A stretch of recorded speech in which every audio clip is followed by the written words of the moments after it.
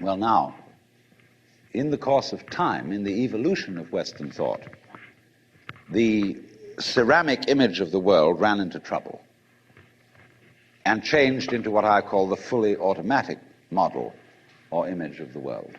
In other words, Western science was based on the idea that there are laws of nature. And it got that idea from Judaism and Christianity and Islam. That, in other words, the potter, the maker of the world, in the beginning of things, laid down the laws. And the law of God, which is also the law of nature, is called the Logos. And in Christianity, the Logos is the second person of the Trinity,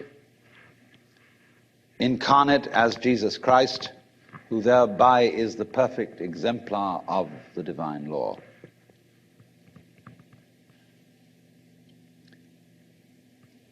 So we have tended to think of all natural phenomena as responding to laws, as if, in other words, the laws of the world were like the rails on which a streetcar or a tram or a train runs. And these things exist in a certain way, and all events respond to these laws. You know that limerick, there was a young man who said, "Damn, for it certainly seems that I am a creature that moves in determinate grooves. I'm not even a bus, I'm a tram." So here's this idea that there's a kind of a plan, and everything responds and obeys that plan. Well, in the 18th century, Western intellectuals began to suspect this idea. And what they suspected is whether there is a lawmaker, whether there is an architect of the universe. And they found out, or they reasoned, that you don't have to suppose that there is. Why? Because the hypothesis of God does not help us to make any predictions.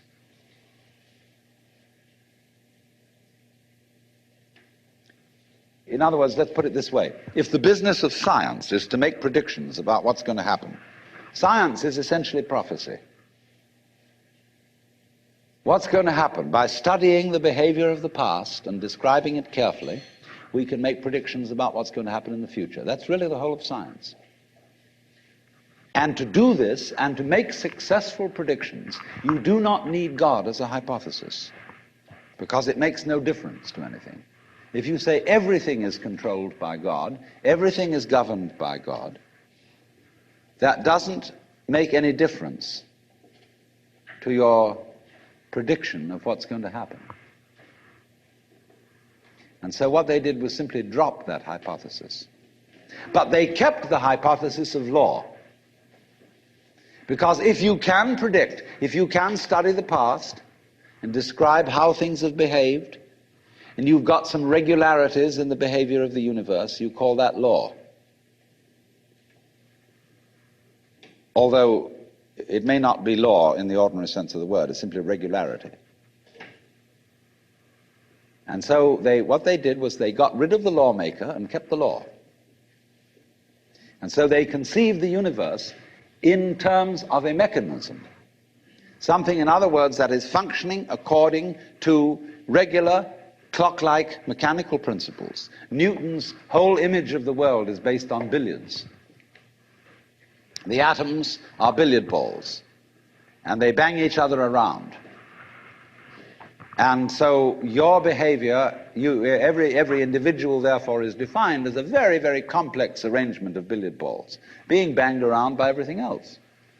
And so behind the fully automatic model of the universe is the notion that reality itself is, to use the favorite term of 19th century scientists, blind energy. In, say, the metaphysics of Ernst Haeckel and T.H. Huxley, the world is basically nothing but blind, unintelligent force. And likewise, in parallel to this, in the philosophy of Freud, the basic psychological energy is libido, which is blind lust. And it is only a fluke. It is only as a result of pure chances that, resulting from the exuberance of this energy, there are people with values, with reason, with languages, with cultures, and with love. Just a fluke. Like, 1,000 monkeys typing 1,000 typewriters for 1,000,000 years will eventually type the Encyclopedia Britannica. And, of course, the moment they stop typing the Encyclopedia Britannica, they will relapse into nonsense. And so in order that that shall not happen, because you and I are flukes in this cosmos, and we like our way of life, we like being human, if we want to keep it, say these people, we've got to fight nature, because it'll turn us back into nonsense the moment we let it. And so we've got to impose our will upon this world as if we were something completely alien to it from outside. And so we get a culture based on the idea of the war between man and nature. And we talk about the conquest of space, the conquest of Everest. And the great symbols of our culture are the rocket and the bulldozer. The rocket, compensation for the sexually inadequate male. Boom! So we're going to conquer space. We're in space already, way out. If anybody cared to be sensitive and let what's outside space come to you, you can, if your eyes are clear enough.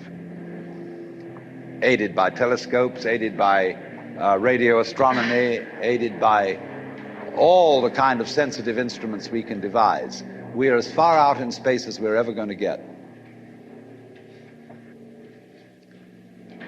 But, sensitivity isn't the pitch.